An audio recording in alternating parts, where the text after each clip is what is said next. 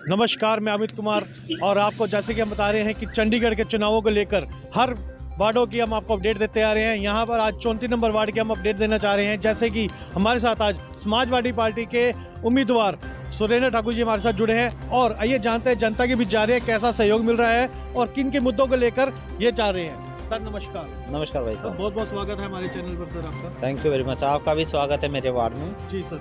Sir क्या वायदे को लेकर, क्या मुद्दों को लेकर जनता के बीच जा रहे हैं और कैसा सहयोग मिल रहा है? भाई साहब, सबसे पहले जो बात है सहयोग की, जी बहुत ज़बरदस्त सहयोग मिल रहा है, बहुत अच्छा सहयोग। जी। शायद मुझे भी इतनी उम्मीद नहीं थी कि हमें इतना सहयोग मिलेगा। यहाँ पे जी। सारी जनता हमारे साथ है जी और खुल के सहयोग दे रही है। जी। तो सर किन ये बात सहयोग की बात है। अब बात है हमारे मुद्दों की बात। जी मुद्दे एक्चुअली में वहाँ हो सकते हैं कि जहाँ कुछ काम रह गया हो, जी। कि पिछली सरकार ने कुछ काम किया हो और कुछ काम रह गया हो, वहाँ पे हम बात कर सकते हैं मुद्दों की।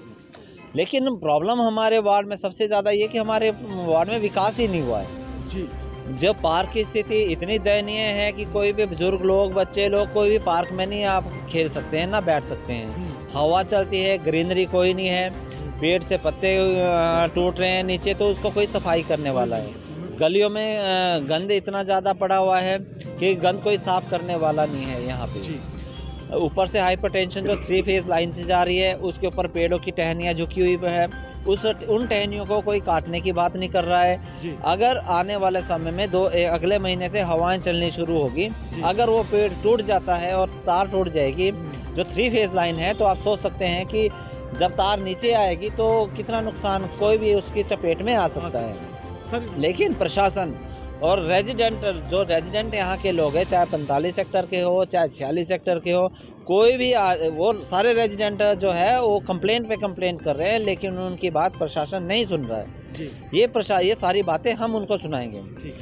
सबसे और दूसरा नंबर नेक्स्ट है कि जो यहाँ पे बुजुर्ग लोगों की तादाद है वो काफ़ी ज़्यादा है। यहाँ पे बहुत ज़्यादा बुजुर्ग लोग यहाँ पे रहते हैं। हम इनके लिए एक फ्रेंडशिप क्लब बनाना चाहते हैं कि ताकि जो बुजुर्ग लोग हैं वो उस क्लब में जाएं, वहाँ पे हम बिलियर्ड्स रखें, कैरम बोर्ड रखें, कोई जो प्लेइंग कार्ड्स वगैरह होते हैं, इस तरह से खेल हम वहाँ पे रखेंगे। चाय पानी का भी वहाँ इंतज़ाम होगा कि जाए वो लोग वहाँ पे बैठे। नहीं तो अभी जो रिटायर्ड हो गए लोग क्या कर सकते हैं, घर में बैठते, पार्क चले जाते, पार्क से घर आ जाते हैं। कम्युनिकेशन एक दूसरे से नहीं होता, तो वो लॉनलीनेस, अकेला वो फील करना शुरू कर देते हैं। बिल्कुल, बहुत बड़ी तो हम इस चीज़ के लिए एक फ्रेंडली क्लब यहाँ पे डेफिनेटली एस्टेब्लिश करेंगे। ठीक है। उसके बाद है हमारा एक जंगल है यहाँ पे, एक जंगल से लगता इलाका, वो 45 से लेकर 47 तक है। लेकिन हम 45 से और 46 तक की बात करेंगे। पीछे इतना घना जंगल है कि जो क्रिमिनल्स जो है, जो इलीगल एक्टिविटीज़ वगैरह होती है, वो सारे उसी जंगल्स में रहते हैं। और अगर कोई भी वो चोरी करके या कुछ भी करके जाता है तो सीधा वो जंगल में ही बढ़ता है, क्योंकि वो उस जंगल में रहते हैं और वो हैबिचुअल है उस जंगल के कि वहाँ पे क्या क्या चीज़ें क्या नहीं है। लेकिन आम रेजिडेंट नहीं है। आम रेजिडेंट तो दिन में भी वहाँ पे जाने से डरता है। तो सबसे पहले तो उसकी मैं सफाई कराऊंगा, कटाई कराऊंगा, ताकि आदमी दिन में भी जाए तो ट्रांसपेरेंट पूरा रहे कि क्या हो रहा है। उसके बाद यहाँ पे जो बच्चों के लिए हैं, बच्चों के लिए कोई भी यहाँ प्लेग्राउंड नहीं है, कोई कोचिंग व्यवस्था नहीं है। हम जो है जितने भी सरकारी स्कूल है, अन्य स्कूल भी हैं, हम यहाँ पे कोचिंग स्टार्ट करेंगे बच्चों के लिए 2 बजे के बाद। जब रेगुलर क्लासेस 2 या 3 बजे के बाद जो भी कंफर्टेबल बच्चों का रहेगा टाइम, वो टाइम हम सेट करेंगे और स्पेशल कोचेज यहाँ पे रखेंगे। आपका वॉलीबॉल खेल सकते हैं हम यहाँ पे, क्रिकेट खेल सकते हैं, और क्या नाम है, हॉकी है, फुटबॉल है, इस तरह की गेमों के स्पेशलिस्ट कोचेज जो है हम हायर करके बच्चों को यहाँ पे स्पेशल ट्रेनिंग दी जाएगी। सर बात करें चुनावों की, आने वाली 24 दिसंबर के चुनाव होने जा रहे हैं, आपके सामने और भी बहुत बड़ी बड़ी पार्टियां जो हैं वो खड़ी हैं, उनको किस नज़रिए से देखते हैं? भाई साहब, बड़ी पार्टियां सिर्फ हम नाम की रह गई है। अब तो इन लोगों की जमानतें जब्त हो रही हैं और वेव जो है बिल्कुल कांग्रेस के खिलाफ भी है, बीजेपी के खिलाफ भी है। बीजेपी ने पिछले 5 सालों में यहाँ कॉरपोरेशन में कोई काम नहीं किया। अगर हम और आगे की बात करें तो किरण खेर जी पिछले 6-7 साल हो गए आज तक नहीं हमें दिखाई दी यहाँ पे कि आके उसने कभी किसी का भी हाल चाल पूछा हो। और जो अभी सेकंड टर्म में तो मिले नहीं हमें यहाँ पे। मोदी जी की और सेंटर की स्थिति ये है कि जो चंडीगढ़ 1 नंबर पे रहता था, आज 66 नंबर पे हैं। तो ये तो जो नीतियाँ है वो सबको पता है। और उससे पहले कांग्रेस का हाल देखो आप, कांग्रेस का हाल आपको पता ही है कि उन्होंने भी यहाँ पे कोई विकास नहीं किया हुआ। जो रेजिडेंट्स हमारे 45 से 46 है, मैं अपने की बात करता हूँ, वैसे तो 46 से लेकर 40 तक और 39 वाले या जो अन्य जो हाउसिंग बोर्ड के अंदर आते हैं वहाँ पे नोटिस की इतनी प्रॉब्लम है, सारे लोग दुखी हैं हाउसिंग बोर्ड से। थोड़ी सी मेंटेनेंस भी करते तो एकदम नोटिस आता है, कैंसलेशन की आ रही है। वो समस्याएं यहाँ पे कांग्रेस की देन है कि उन्होंने उनको रेगुलराइज नहीं किया, तो इस करके कांग्रेस से भी खिलाफ हैं। और जो अकाली दल वाले हैं उनका बेअदबी का जो मामला है वो अभी तक बहुत ज़्यादा तुल पकड़ रहा है। तो बात करें जैसे कि अब अभी जैसे चुनाव का जो माहौल है अब दिन ब दिन बढ़ता जा रहा है और आपकी जो मतलब सपोर्ट मिल रही है, जैसे साथ आपके जिस हिसाब से आपके साथ कार्यकर्ता घर जुड़े हैं, सपोर्टर जुड़े हैं आपके पास, सर ऐसा क्या मूल मंत्र दिया इनको आपने जो आपके साथ इतनी बड़ी तादाद में सर जुड़े हैं? नहीं, ये हमारा मूल मंत्र नहीं है, ये 2 बंदों का मूल मंत्र है हमारा। एक हमारे राष्ट्रीय अध्यक्ष जी हैं जो अखिलेश यादव जी है, पूरी दुनिया उनकी फैन है, मुझे लगता है आप भी उनके फैन होंगे। आज हम जहाँ पे भी जा रहे हैं तो सारे बीजेपी वालों को कोस रहे हैं और सारे टीवी चैनल आप भी देख रहे हैं, सब कुछ आप भी देख रहे हैं और क्यों हो रहा और क्या हो रहा वो भी सारे आदमी समझ रहे हैं। तो मैं वही कहना चाह रहा हूँ कि हम जितने भी हमारी जो सर्वे टीम कर रही हैं वो जो है जनता का जो आगे जो निकल के आ रहा है सर्वे में से, तो वो यही चाहते हैं कि बदलाव, मतलब हम ऑप्शन ही है ना चाहते हैं। इस समय तो जो यहाँ पे मुकाबला था, जब तक हम यहाँ पे चंडीगढ़ के अंदर अपन दावा नहीं लगा रहे थे ना, तो इस समय तो यहाँ पे जो एक पार्टी लीड कर रही थी सबसे ज़्यादा वो था लोटा, कि लोग जो ये कह रहे थे कि हमने कोई कैंडिडेट बीजेपी और कांग्रेस को वोट नहीं देना और दूसरी पार्टियों को नहीं, हमने लोटे के ऊपर वोट देना। अब वो सारे जब हम ऑप्शन दे रहे हैं, अब वो कह रहे हैं कि हम आपको भी एक बार देखेंगे, अगर आपके विजन भी इस तरह से रहा जैसा अन्य पार्टियों का है तो हम आपको अगली बार रिजेक्ट करेंगे, लेकिन इस बार समाजवादी पार्टी को हम समर्थन देंगे। सर आने वाली 24 दिसंबर को चुनाव होने जा रहे हैं, जनता से आप क्या अपील करना चाहेंगे?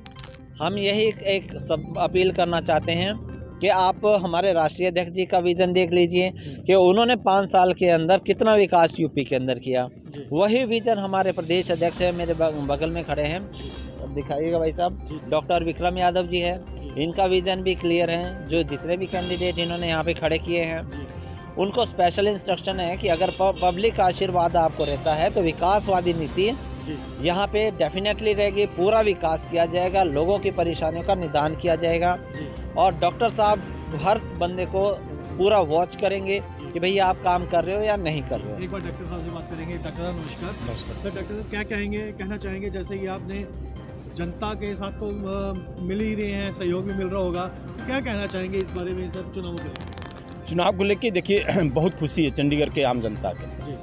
सबसे पहले कि वो लोग स्वागत अभिनंदन समाजवादी पार्टी का कर रहे हैं कि विकल्प के रूप में समाजवादी पार्टी जो चंडीगढ़ के अंदर अपनी कैंडिडेट उतारी है, जहाँ से उतारी है वहाँ सभी लोगों का खुशी का लहर है। वो लोग आज तक वो ये कांग्रेस बीजेपी बनाम कांग्रेस बनाम बीजेपी से दुखी है, यहाँ जनता दुखी है। देखिए और कोई पार्टी यहाँ पर है नहीं, 2 ही पार्टी जब से चंडीगढ़ मतलब कह लीजिए बसाया गया शहर है, ये तो बसाया हुआ शहर आपको पता पंडित नेहरू जी ने किया। तो इस शहर के अंदर जब से चुनाव हुआ तब से या तो कांग्रेस बनाम बीजेपी बनाम कांग्रेस, और यहाँ दोनों कांग्रेस जो भी जीतती, चाहे इनका एमपी बीजेपी का कह लीजिए और चाहे कांग्रेस का कर लीजिए, ये सारे एमपी जब जीतते समय तो वोट मांगते समय सबके घरों तक जाते हैं, जीतने के बाद गुमनाम जिंदगी में चले जाते हैं। जैसे मोदी जी 14 साल गायब थे, बाद में आ गए थे, उसी तरीके यहाँ के एमपी भी 14 साल की मतलब 5 साल के चुनाव में 14 साल गायब हो जाते हैं। ऐसा ये लोग तुक्का मारते हैं। कहने मतलब ये है कि देखिए कि जब आपको जनता चुन के भेजी है तो इसीलिए चुन के भेजी कि शहर का काम हो। इसका हालत यह बना दिया चंडीगढ़ शहर का, नंबर 1 शहर जाके 100 से पीछे चला जाता है। महंगाई इतनी ज़्यादा हो जाती है कि आम जनता के मतलब रसोई से निकलकर वो बाहर आसमान में टपकने लगती है।